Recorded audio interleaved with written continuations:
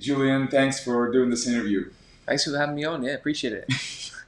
How's the conference going for you so far? So far, so good. Yeah, it's going great. I mean, lots of good people, amazing speakers, great city. Loving it. Yeah, well, I got a couple of questions for you. Not hard ones. That's good. It's early in the morning, so Yeah, so when and how did you start with SEO, becoming an SEO, and when and in what conditions did you decide to go forward and start an agency? yeah. So for me, originally, I used to be a sales copywriter, Oh, and I was trying to get traction on my website to like get more clients and that sort of thing. But I was like, I'm creating all this content, spending all morning like writing content for my portfolio website to get clients, but it's not getting any traffic from Google. And I was like, why is that? And I was living in Chiang Mai, Thailand at the time. And when I was out there, obviously, it's got a great SEO community. Two of my best mates were SEOs. And so they were like, mate, you're doing all this work, but if you're not building backlinks, you're not going to rank. And so I was lucky enough to have them in the cafe with me pretty much every day so that I could figure out, okay, here's how you build backlinks and actually rank a website rather than just write copy on it and, publish and pray that it's actually going to rank. So that was probably about 6 or 7 years ago in Chiang Mai, Thailand. And yeah, transitioned from a sales copywriter to an SEO at that point. And then once my website started ranking, honestly, it was probably a couple of months before it started getting any traction. Once I saw that it was getting traction and I was getting loads of backlinks in, and link building back then was incredibly easy, I was like, right, if I can do this, I could probably sell it to clients. I bet they would find it useful as well. And I was like, well, I can't really scale sales copywriting. It requires a lot of work. It's not recurring income, etc. So why don't I try the link building? And from there, it was very easy to scale. It wasn't like copywriting where I have to sit there and write everything myself. I could scale something like link building. It's all about systems. And I think that's the other thing I like about SEO is that it's really about systems and building, hiring, scaling from there, and everything can run like clockwork if you have the right people. So that's why I transitioned into building the agency.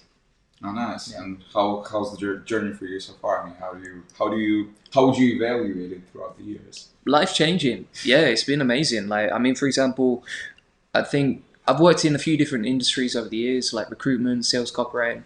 I don't think there's a better community than SEO, particularly in Asia and this side of the world. Also Poland as well. We were there last month, and that was great too with Robert Nick Chow. Actually, like two weeks ago. Yeah, yeah, exactly. Yeah. So I think for me, like, what I love about SEO is the people, the community. I love the fact that it's like a game, so you can gamify everything in terms of the analytics, the income, etc. I love the fact that it's all about systems as well, and also it's about continuous learning, right? So you never really stay still with what you're doing, and you're always progressing. That's what I like about SEO as well. So, for example, everyone right now is wondering, okay, SEO is working, but how do I get more traffic to diversify the risk from Google updates? And that's why I'm interested in YouTube SEO. You are too, and that's what I love. Nice, really, really good, really interesting.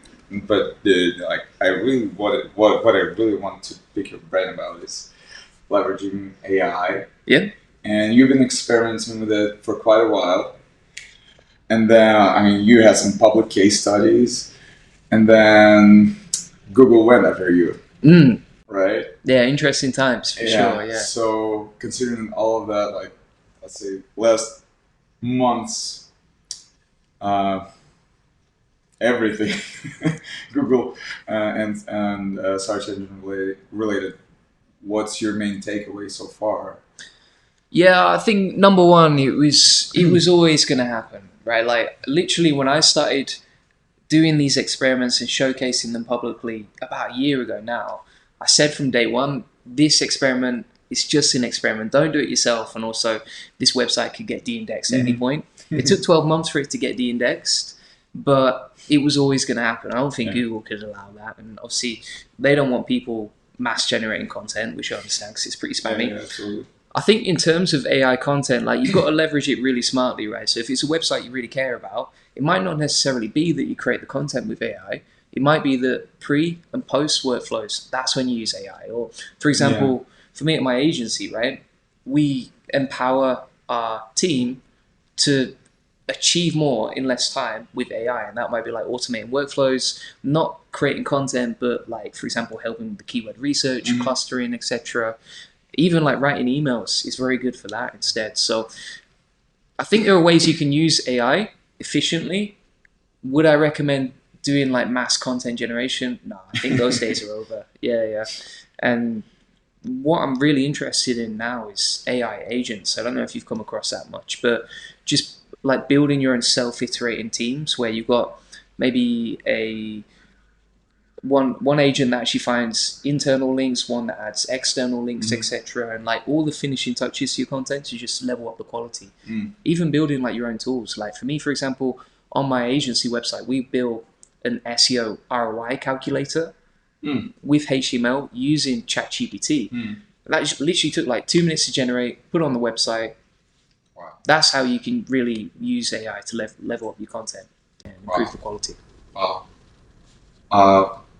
So speaking of that, diving into the technological side of the business, in the industry, what do you consider the most promising opportunities in digital market besides SEO?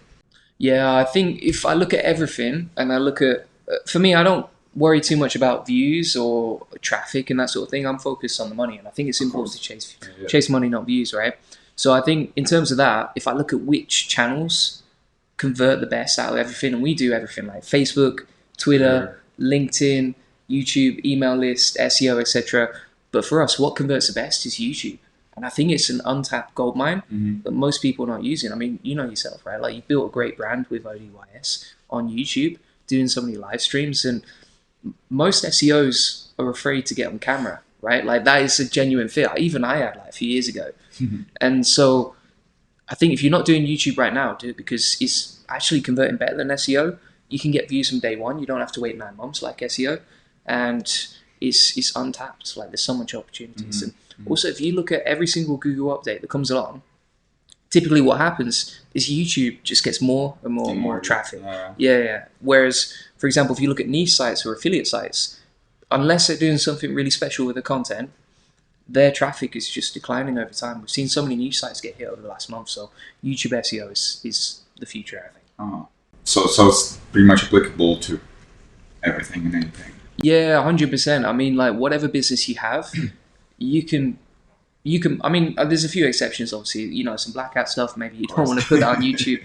But like, for example, if you're a doctor or you're a vet or even a plumber or an SEO, whatever it is, agencies particularly or e-commerce, like YouTube is just great for marketing. Yeah. And also it's a lot of fun. Like I don't know about you, but I love creating videos, meeting people, interviewing people. Absolutely. Yeah. Okay. What do you think? What is your forecast for the next year when it comes down to SEO and digital marketing businesses per se?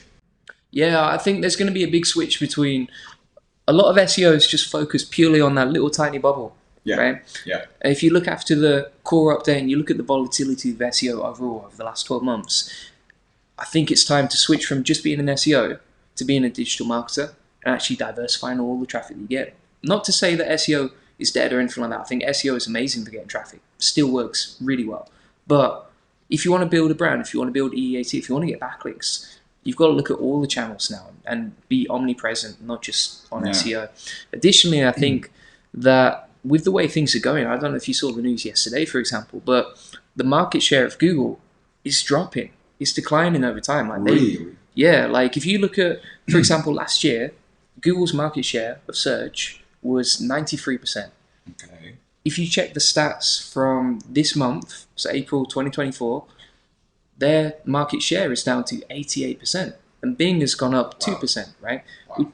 It doesn't sound like a lot in terms of percentages, but it's like hundreds of millions of searches. And so this is going to be really interesting. I think it's quite a volatile time, and I think there's a bit of a change in the market.